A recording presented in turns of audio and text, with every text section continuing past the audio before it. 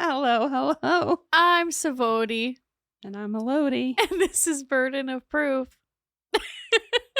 Welcome back. Welcome back. If you're thoroughly confused, hit pause. Yes. And go back and listen to part 1 of this case. Yes. And if you're still confused, then my name is Savannah. And I'm Alicia. And this is still Burden of Proof. Okay. Yeah, we're still here. This week we are wrapping up our coverage of the Heaven's Gate cult. I can't wait. Alicia loves cults. No, she doesn't, but that's okay, because I do. I don't know. Like I said. I try not to do them. That's not true. I try and space them out. I just don't understand. Right. I mean, I think that's part of the draw for me. Yeah. But a lot of you guys really loved the episode. So Yeah. I'm glad that you're enjoying it. And I hope you're ready for part 2 because this is a little bit more intense, less like awkward and kind of not funny, but like kind of funny. This is a little bit more intense, I think is the best word. Yeah. But we're still going to have a good time. Okay. All right. Disclaimer. This entire episode, we will be discussing suicide. Yes. If that's upsetting, please don't listen. We will not be offended. Our feelings are not hurt. You're not going to bother us. It's okay if you don't listen. That's fine. It's even okay if you listen to part 1 and you don't want to listen to part 2. That's okay too. I've done that with podcasts before. But if you're struggling, the suicide hotline number is 988 and the first link in our description. So you can always click that on this episode. It'll be right there. Okay. We left off with T's passing and how Doe had shifted the group into a more radical. Yeah, into a more radical position. We're picking up again in the late 80s and the early 90s, mostly the 90s. They were pretty private and not super in the public eye until the last 5 years, and so that's when we get the most information and videos from. So we're picking up in late 80s, early 90s, and I'll give you some year markers when it gets important. Cool? Okay. Cool. So T goes from being a saint in their eyes to being more of Father God, the Messiah. It was a whole thing. Things shifted a lot. And the next weird thing that happens is when they all come back from their grief visits, Doe has them all purchase wedding rings. And not in a romantic way, in a swear your life to the cause way. They all marry him. This is common in cults. Wait, what? Wait, yes, what? Yes, they all marry Doe. I'm speechless. I think the reasoning behind it was, he had a partner in T and he didn't have that anymore and he needed to feel like a commitment to the bit. And to the bit. And it wasn't like they were marrying him romantically. No, I know. It was just like, commit yourself to me as the cause. Like, I am. Okay. I knew that this would be the one that would be a tough pill to swallow. Yeah. Yeah. This is almost harder for me to, like, get around than the next bit. That's not how everybody's going to feel. The next bit's pretty extreme. Oh, no. I think I know what's coming. So they get married. Because logic is out the window. Well, right. Obviously. And they continue on the way that they've been living. And the next thing I'm going to touch on is the headline grabber. The castration. Mm-hmm. Okay. So we briefly touched on their relationship with sex, but we're going to talk about it for a little longer than just a minute now. Okay. Just a little bit. It's fine. You're going to be fine. They had special cleanup cloths that they would have to check out, like with a name, like a library. Check out these cloths if they had quote unquote nocturnal emissions. Alicia was taking a drink of water. I just almost spit it out. Excuse me? Right. I mean, I'm not going to take you to health class. Why? So that it would like cause a shame. And remember, they had check partners. They're to go sleeping. Through. They can't help it. Well, and I imagine that if you're not doing anything, right, you're physiologically, you're going to have nocturnal emissions at some point. I mean, yeah. Just medically speaking. It did happen. Holy crap. But things get more intense. And that started before T passed away. Like the cloths, and then that was all a thing. But when T died, Do enlists some of his favorites and the most, loyal of his followers to come teach and be his helpers. And one of these men was named Dick Jocelyn, who was an attractive gay man. And he had been a member of the group pretty much since the beginning. He joined really early.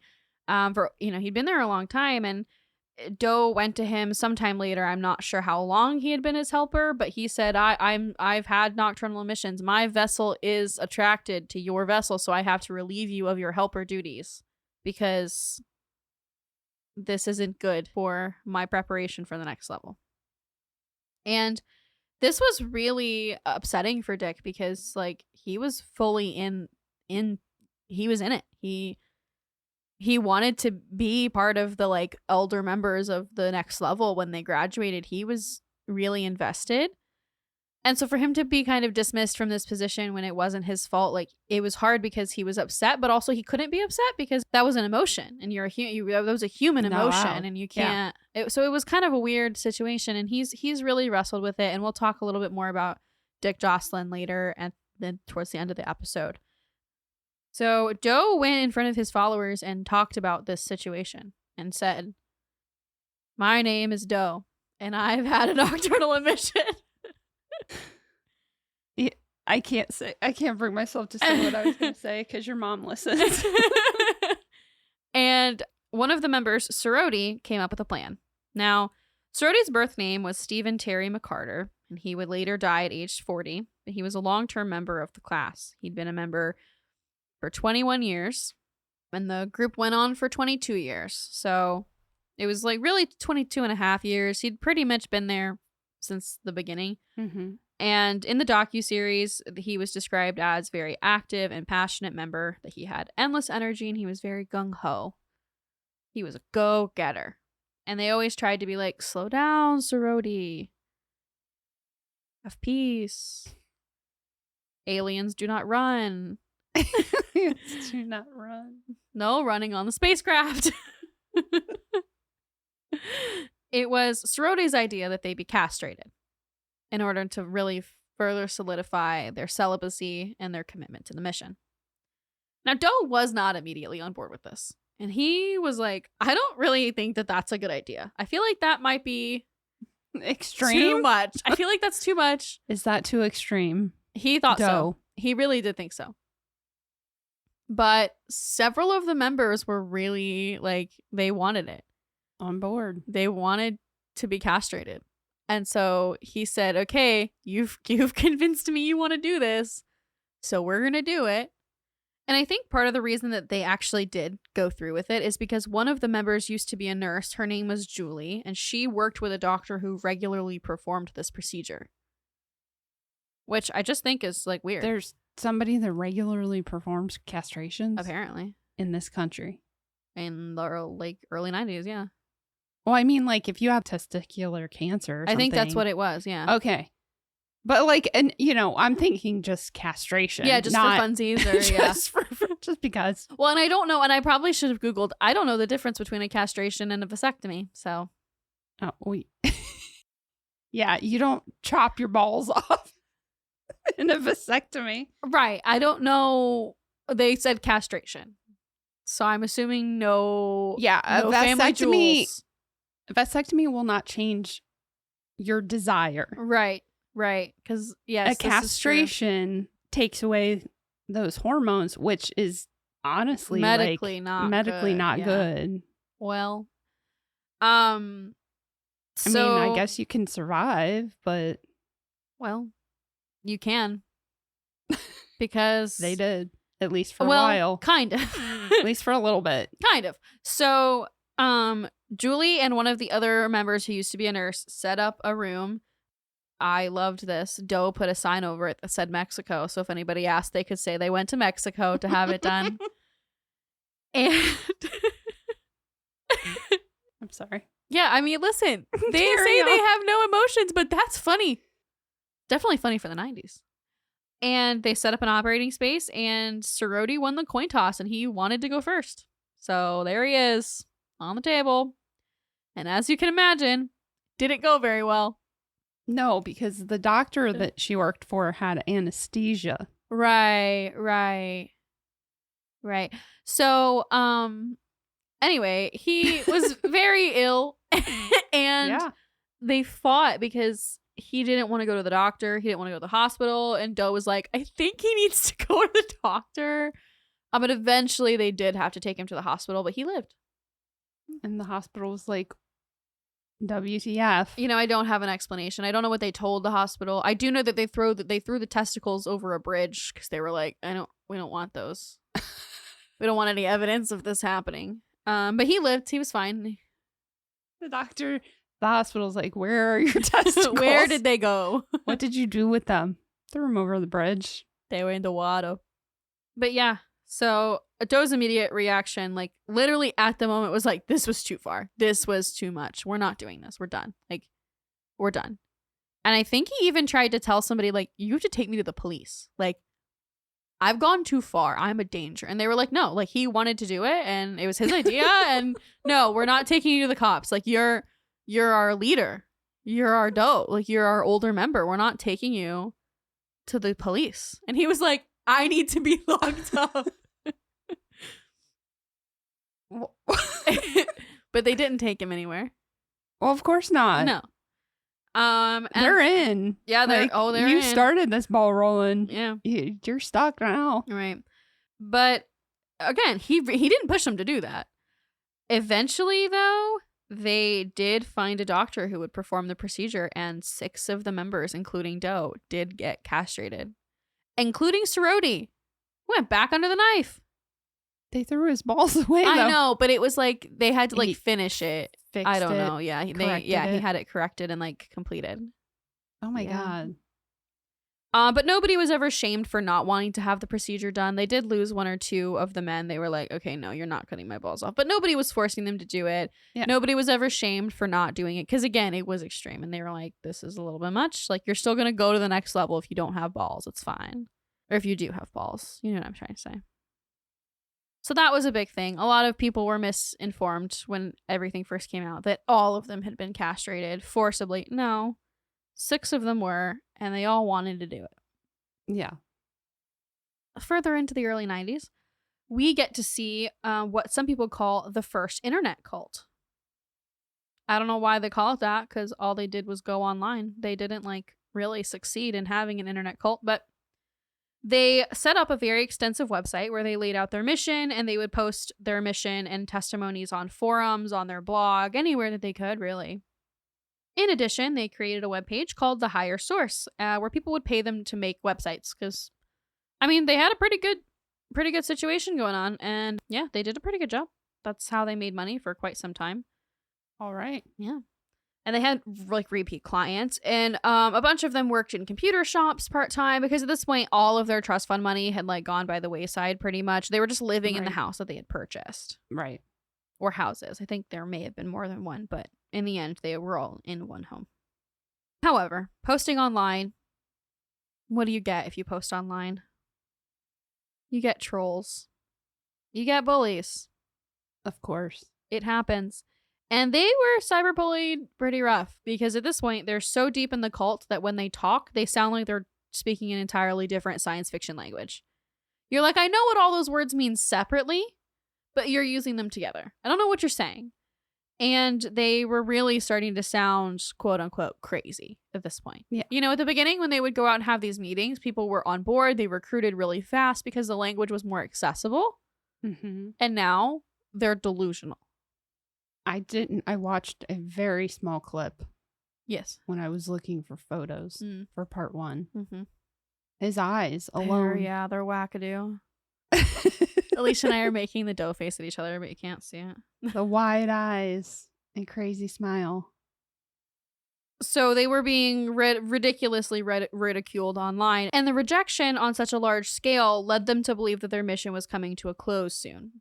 Not like tomorrow, but they knew that they were preparing for the next level even more, because the human level now felt unreachable entirely. Whereas before it was attainable, and now they're further along in their preparation process and it's not anymore. Right. Then they start kicking things into high gear, thinking, okay, we're almost done. We should go out and spread our mission and spread our message one more time. So they go back out on this journey to, how they did in the beginning. They go out and they hold these meetings again, just like they did in the first 9 months, but this time they're met with way more, hecklers and bullies in real life. Oh, yeah, it's the 90s. People are over it. They're done, The 90s were definitely a more cynical time. Yes, I agree than with you. The 70s. So. Right. So when they kept meeting all of this ridicule, they knew, like, we're in the home stretch. So this just further pushed them. It did nothing to pull them out of it. Yeah. They knew that they would have to graduate soon, which is what they called it. They either called it graduating or the exit, because the language thing that we've discussed in part 1. Yeah. They never called it suicide, ever. But they knew they would have to kill their vehicles, and it was discussed as, like, the next step. It was a task that they had to do because, again, they weren't actually going to die. They were going to be beamed up into the spacecraft. Yes. The other portion of the push is that Doe began telling them more and more that the U.S. government was really out to get people who disagreed. And they used Ruby Ridge and Waco as an example of the Civil War and the unrest between the government and the out-of-the-box thinkers. So their exit plan was more important now than ever. It became a matter of politics, and whether or not they were super into politics, it just further deepened the urgency and the belief that the time had come. This is, again, loosely based on on Revelations and the rapture from the Christian Bible, and the divide between the government and people who don't conform is part of that. Of course. Waco is something we may discuss one day, but it is a really tough conversation. It's generally a horrific day in American history. Yes. And every weird group or cult in the United States was watching their TVs, like, glued to it, terrified. Mm-hmm. And they sat together and talked about what would happen if they challenged the government. If they were to do something to be seen as a threat, that some of them could exit that way. But they didn't really believe in violence. They weren't a violent group, and they figured that this was not the way to go. Yeah. So, a third, side to the coin, Doe's getting older. He knows his body's starting to fail. It's kind of time for him to wrap this whole thing up. And so he set a meeting. They housed a lot of their meetings in this big top floor level of a warehouse, because I do think some of them were living separately. And so they would all come together here, and he had this meeting where he discussed that the next step would be suicide. Right. He proposed taking a large barbiturate and going to sleep because he felt it was the most peaceful thing he could offer them. Probably. Right. And this first conversation, people struggled with. Like, there were tears, and this isn't a crying bunch. It wasn't a choice that was made without knowing the consequences, but they truly felt that in order to get to the next level, and all signs pointed to them being ready to do that, they had to shed their human vehicles. So even though their initial reaction was to be scared, they didn't feel that they had any reason to be. It was a biological reaction, and they've been taught for the last 20 years to shed those biological reactions. So they didn't set a date or anything. It was just an open discussion. Like all the major choices in the cult, it was a choice. It wasn't forced upon them. Maybe with some manipulation tactics, but it wasn't, like, forced. I don't know how else to say that. Yeah, a lot of other cults would be like, you're doing this, you're in too deep, you're doing this, or It's not like Jonestown. Like Jonestown, It wasn't a consensual situation. Right. And 5 people did leave. Okay. I was wondering how many people would leave when it really came down to it. 5 of them left after this meeting, but one of the more outspoken members that left, people were kind of shocked because he was like a huge example and people were like shook to their core when he left. He was a fundamental part, but he says and he swears that he did not leave because they were going to kill themselves. He left because he could not control his sensuality, and he felt that he didn't even want to ask for help. He didn't even want to work the program anymore to get over that. So clearly he wasn't as ready as everybody else was. And it wasn't his time. He thought that it was more a risk of him not getting to the next level if he was to exit. Oh, wow. Now, I don't necessarily know if that's really what he thinks or if that's what he says, because if you watch the docuseries that's on HBO Max, which I do actually really recommend, I tried to leave a lot of the personal stories that they talked about out so that if you want to watch it, you still get the emotional impact out of it. I thought they did a really great job. It's 4 parts. It's a docuseries. It's about 4 hours of content. And he's very heavily present in this docuseries. And so I've seen a lot of him. His name is Sawyer, or Sawody. Sawody. And he still believes. He hopes that one day he will be ready and that he will pass through Heaven's Gate into the next level. I don't want to paint him as delusional, but he is the most out of touch of the ex-members that I have seen. There are still others that believe, and honestly, those who don't believe don't have many negative things to say about their time with Heaven's Gate. Other than things like I lost time or they struggled with rejoining society afterwards. But they don't have hatred or anything. There was even a reunion about 6 to 12 months after the final exit, where former members and people who still believed came together and they were able to just exist together. There's no hatred. There's no bad blood.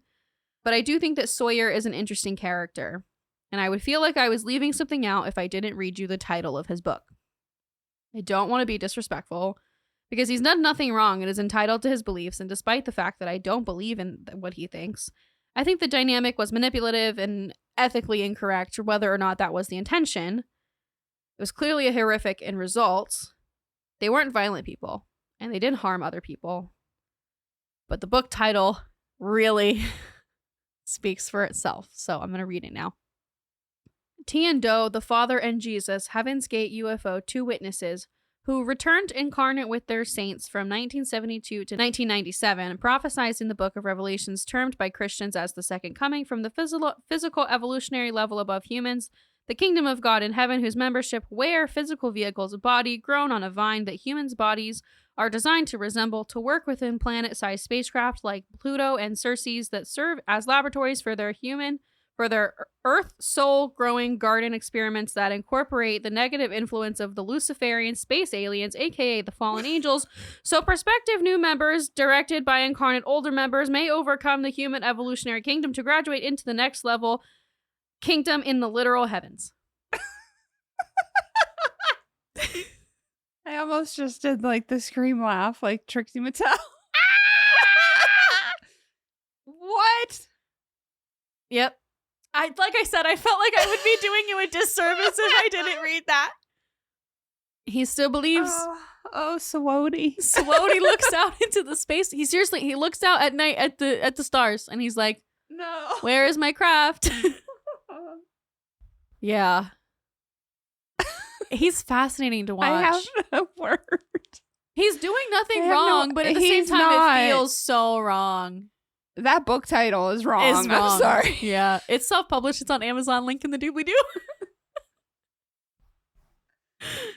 Yeah. I think technically that's not even the whole title. There's like a little paragraph at the top that I couldn't figure out if that was the title or like just like a little blurb. I don't. Oh.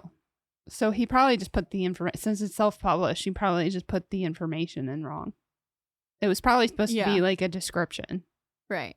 No. That is the title of the book. Oh. There's also just a little paragraph at the top. Yeah, there's just more. But that is what I read is the title of the book. For sure. That was not that was the title. Oh, Sawody. Wait, cool. Is his author name? No, it's Sawyer. He just goes by Sawyer, which is not his biological name. Oh. I think it's literally just by Sawyer. I don't think there's a last name. I can check. Let's find out, shall we? The only thing that would make that title better is if his author name was Sawody. I agree that it should have been Sawody. No, it's just by Sawyer. And the beginning of the book, the little blurb at the top says, this little book provides backside evidence showing how all Jesus' prophecies, revelations are fulfilled by those who were known as. And then it starts as T and Do, the Father in heaven. Here's what the book looks like. I'll show you. Oh, Sawody. Oh, Sawody. That is, that's a lot of text. It's got 5 stars. 10 reviews. Well, let's see. 5 people left. Incorrect. I don't know. That's wild. I don't know when it was published. Let me look. Hold on. 2017. So no, it's not the former members who believe. Wait, where are we at right now? In the timeline. 1996. But I just wanted to talk about Sawyer really quick before we keep going. Okay. So why do you say it couldn't be the... Because you'll see. Oh, no. Okay. I mean, maybe it's people who believe. It's not impossible that it's people who believe, but it's certainly not, I don't think, former members. Maybe. I don't know. Okay. I don't know what these people are doing. Okay. So, late 1996, the world is enthralled by the coming Hale-Bopp comet. Yes. Do you remember that? You remember Hale-Bopp? I do. It was the biggest and brightest comet that would come close to Earth since the 1500s, and it would be around 122 million miles away. It was really bright, and you could see it with the naked eye. People were thrilled. So excited.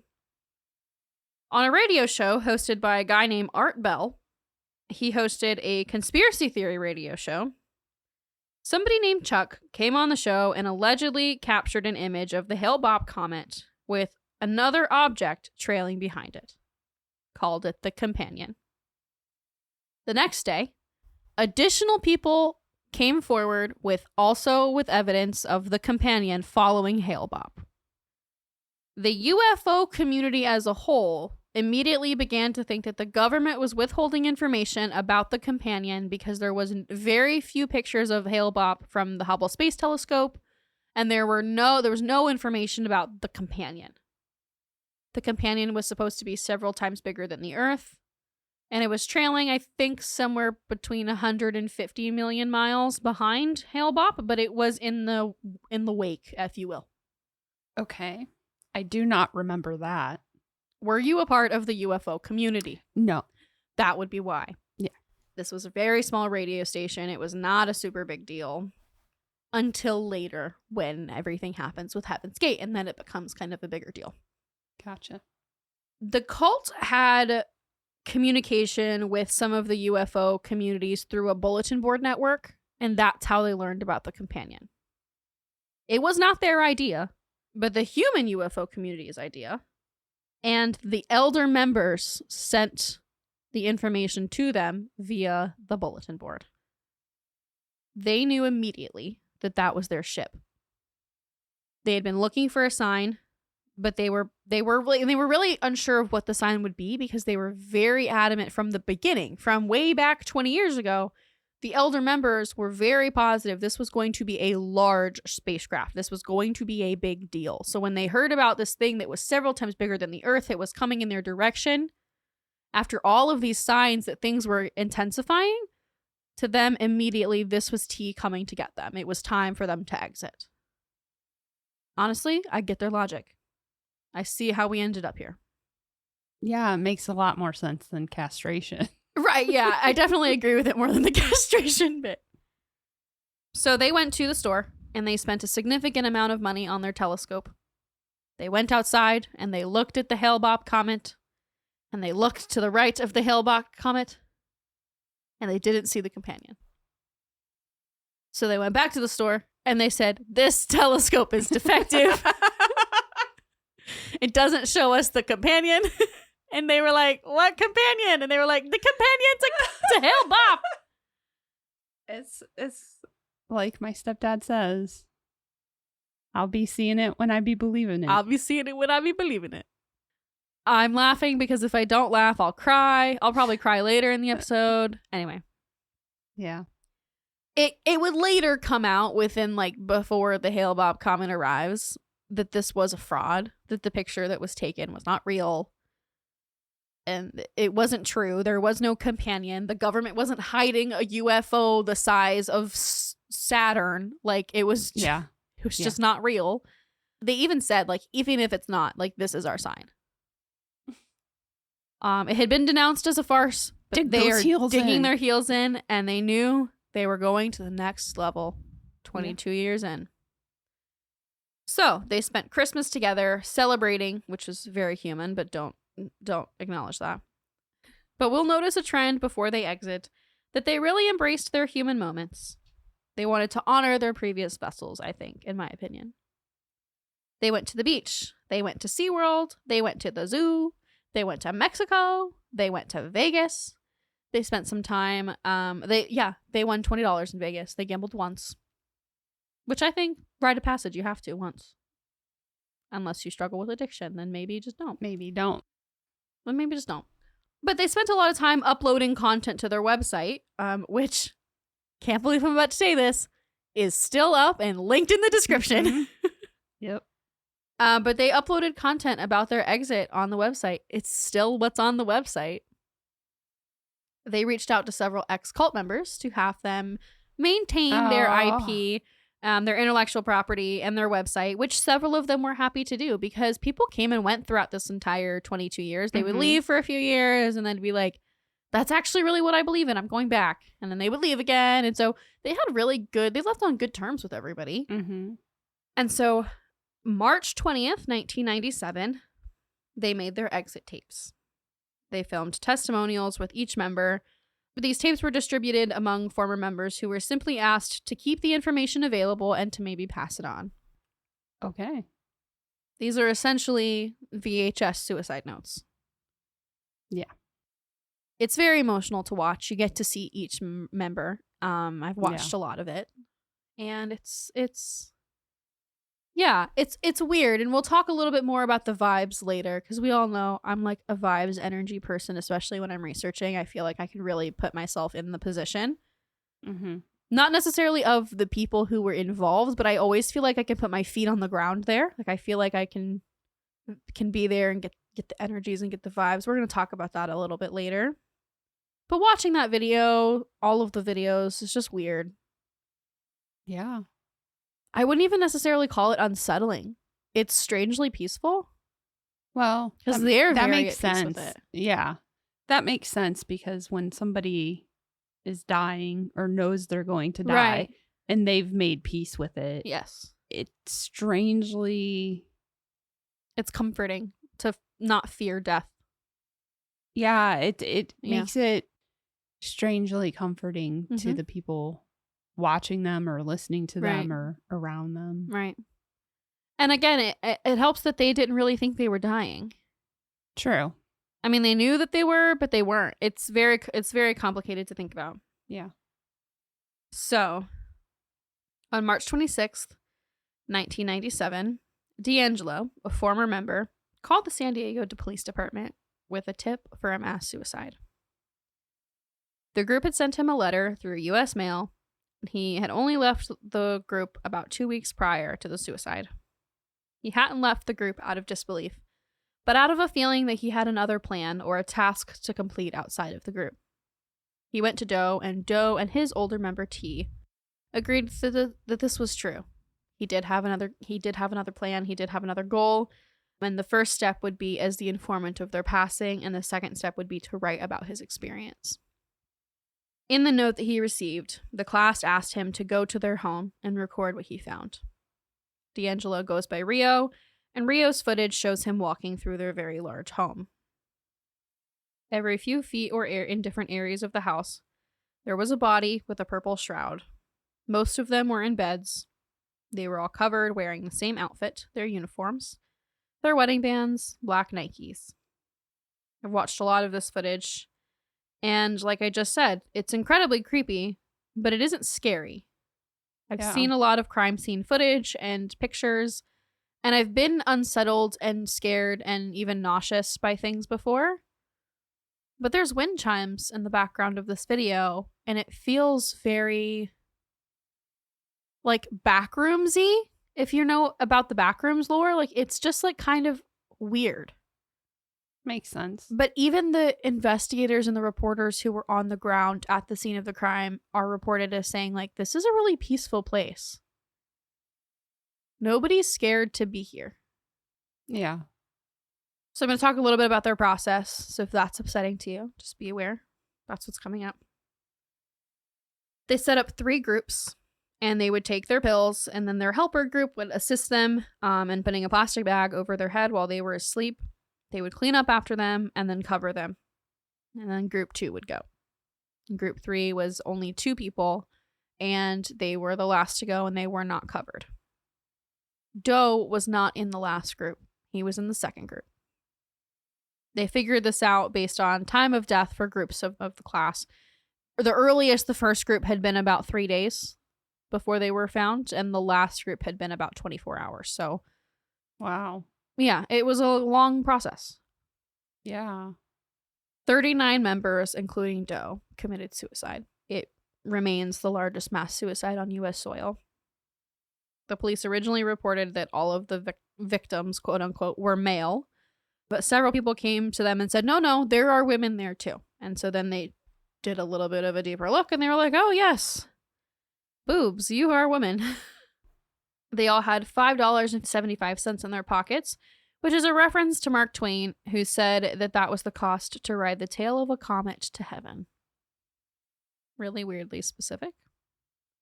Following the suicides, several of the former members who had left but still believed really struggled with the fact that they didn't graduate with their class. One story, the story of Kelly Cook, her parents left to join the cult when she was quite young. They eventually came back to be with her, but struggled. Her parents had bonded together over the cult and never truly stopped believing, and so her mother, Suzanne, eventually went back and was one of the 39 who died at the mass suicide. Her father, Wayne Cook, attempted suicide a while after the deaths, wanting to join the class. He attempted suicide alongside Chuck Humphrey, another former member. Wayne Cook passed away, and Chuck's attempt was unsuccessful. He later took his own life in a secluded area, again with a suicide note and a video. Kelly lost both of her parents to Heaven's Gate. They were not the only 2 members to kill themselves after the fact.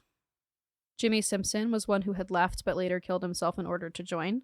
5 weeks after the death of his classmates, he wrote a note, and he died by a self-inflicted gunshot wound.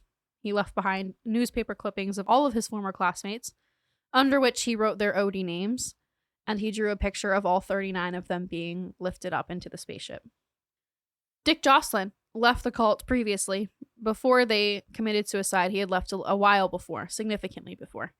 And he had done some interviews afterwards, and people were very concerned that he was also going to kill himself, so they set up an intervention, and luckily he did get the help that he needed. Before they had their reunion in 1998, he was convinced that he had been brainwashed. He understood that it was a cult, and he no longer believed. But unfortunately, he passed away due to complications from AIDS in 2000. The sister of Jimmy, who also had, who killed himself afterwards, was very well spoken and said that she understood that the members and former members believed fully that Doe did not know that he was teaching things in a manipulative way. They fully felt that he was lucid and that he truly believed in what they were doing. But she says that towards the end, it was very obvious that they needed help with their mental illness, especially Doe, and that if he had gotten the help that he needed, they may not have ended their lives. And that is the end of the Heaven's Gate cult. I have some cult statistics, but before we move on to that, just want to acknowledge that was 22 years, their life mission, and they fulfilled their mission in their own way. The reason I'm so fascinated by this cult is because it's not violent. It's not, they didn't do anything illegal or wrong. This isn't technically true crime. There's no crime. Yeah. It's fascinating to me. But I do feel for the families of all of the victims. Absolutely. And again, I say victims because I don't really have another word. Well, it's weird. I think you can still say victims, even though it was clearly Doe and T. Right. Herf and Bonnie. Clearly something was wrong. I mean, like, just the fact, if you just take the simple facts. Yes. Okay. That these 2 met in a psych ward. I should clarify. She was working at the hospital. She was not in the psych unit. Oh. I did notice, because Alicia writes the descriptions for the episodes, I did notice that the way that was worded, I did want to clarify. She was working. I did not know that. And that's totally just like a communication. The way I said it was wrong. But okay. Yeah, she was working. She was a nurse. She was not in the psych unit. He was. And let's talk that's almost more strange. Yeah, let's talk about Bonnie for a second. So I mentioned that they had a reunion in 1998. Robert Barth, who went, or Barthy, I'm not sure how you pronounce his last name, but he's the one of the two men who joined the cult right at the very beginning, did some research, and published the article in Psychology Today. Right. He, after the exit, was reached out to by a former member who said, hey, I'm here. Let's have a reunion. Let's pull everybody together. This particular person still believed, I believe her name was Teresa or Shannon. I'm not positive. No, it was Teresa. They all, and he did. He reached out to people that he used to know, people who still believed, people who didn't believe, and their children. So Kelly Cook went, Terry, Bonnie's daughter, went, Dick Jocelyn went, a bunch of, bigger names in the media had gone, and also people who had left and had been under the radar. And they had a really nice time just communicating and reminiscing on their journey, and even it was very respectful, even those who didn't believe anymore. The part that people struggled with is that Terry, Bonnie's daughter, brought the letters that she had been receiving from her mother every month her entire life. Right. And in those letters, she says things to her like, be sure to conform to society and love you, Mom. Like, she says all of these things that are so against what they want. And she says all these things towards the end that are very clearly indicative that she wanted to leave, but didn't really have a choice. She had to die there. So that was tough for the people at the reunion to kind of comprehend on both sides of belief versus unbelief. Like Dick Jocelyn, who had really come to terms with the fact that it was a cult and did not believe anymore, was angry. And then other members who were still believing were like trying to just figure out where this fit in their theology. Right. So it sort of blows she's Father God out of the water. Right. And so wow. Bonnie really is a point of contention for me versus Doe. I don't feel like is this they have very different. He wasn't malicious. Right. Yeah, because that's what I was gonna say. Like he clearly had mental health issues. Exactly. But I still think that you can say these people fell into being victims of a man who, even though it wasn't his intention. It's like manslaughter. It wasn't intended. It wasn't his intention to harm them. It still did. For sure. So some general cult-based statistics. Assuming a lifetime incidence of 2,500,000 people, give or take, having belonged to cultic groups for a lifetime period of 30 years. The average stay is 6 years. And approximately 500,000 people belong to a cultic group at any one time in the United States of America. Mm-hmm. And approximately 85,000 go in and out of cultic groups each year. Wow. Between August 2014 and May 2020, 1,393 people completed an online survey where 955 of these people named a group that they had been a former member in. In total, 540 groups were named, an average of 1.77 subjects per group. Subjects had been in their groups on average of 11.2 years, which is interesting and different from the 1990 survey that I read previously. Cults are on the rise. So be careful. Cringe. I thank you for indulging me in a not legal case. A case that's not truly true crime, but I will say I'm much more inspired to create more content after covering. It was just like, it was a good break, and I'm really glad that you guys enjoyed it. I hope you liked part 2 as much as you can. Yeah. I'm now terrified that cults are on the rise. They on the rise, baby.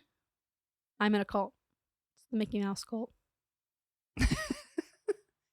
The Disney adult cult. It's the Disney adult cult. No, I feel like it's weird because I'm a Disney adult, but not in the sense of like I'm a theme park adult. Like a Disney Parks adult, not like a Disney animation adult. There's a big difference. Yeah. I just classify it as there's those like yourself that just really enjoy the parks. Yes. You have some Disney stuff, like stickers and things, but there's like a whole different level. Yeah. Then there's those people that like you walk into their house. Right. Yeah, my house is not Disney-fied. And everything is Disney. Right. And I mean, listen, you like what you like, but that is not the side of the cult I'm in. Yeah. I do belong to the House of Mouse. But like, you know, the parks version. If you were in a cult, what hobby that you have or what interest you have that is your cult? I don't know that I could ever have one. I don't think you do have one. Because even things that I love, I don't know. I've just always been that person. Like with how people get around celebrities. Like we've talked about. Yes, we have. Yeah. Like we've talked about that I want to take you to a Comic-Con if Henry Cavill ever. I know. We can't do it. I instantly blush. No, I can't. No. I don't think, even with celebrities, I think even if I admire them or whatever, fill in the blank word, I just don't, I'm still like, but they're just a person. Alicia is very good about not having parasocial relationships with people. Yeah. Oh, my husband just told me that he emailed somebody. He goes, is it weird that I just emailed a YouTuber that I watch all the time? And I said, well, it depends. And he goes, well, what do you mean? And I said, what did you say? It's the content of the email that matters. I said, because obviously you got the email from their website. Yeah. Totally fine. They put it out there. That's why it's there.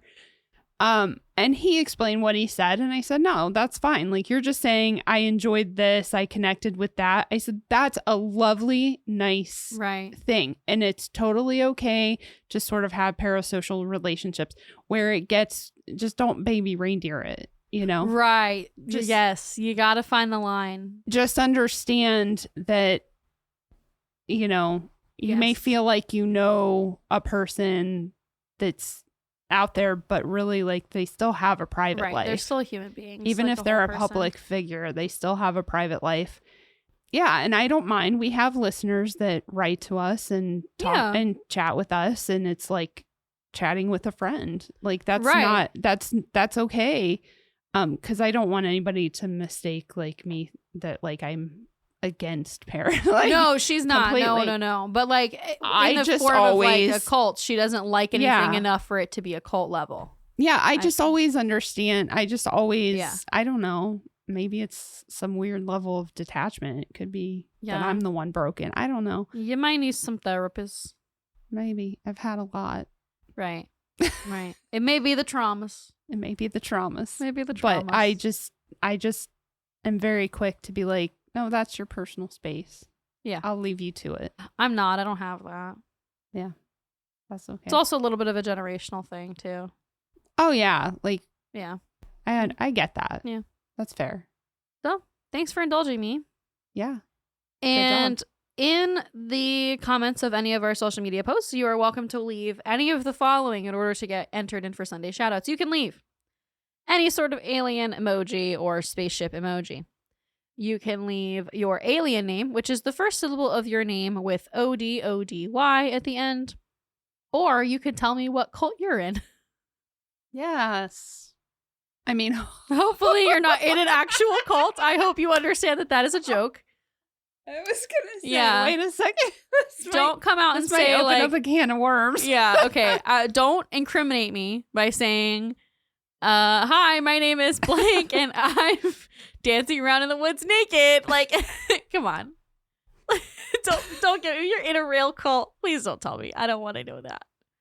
Unless you're willing to have an intervention, because Alicia and I aren't people that can just read something and go, yeah, no, that's not good. We have to call the cops. I'll come and save you. Yeah. We'll be like, oh my gosh, something's wrong. Like, we will. Yeah. I used to tell my friends, I'm like, I'm a mandated reporter. Don't say anything that you don't mean, because I will tell somebody.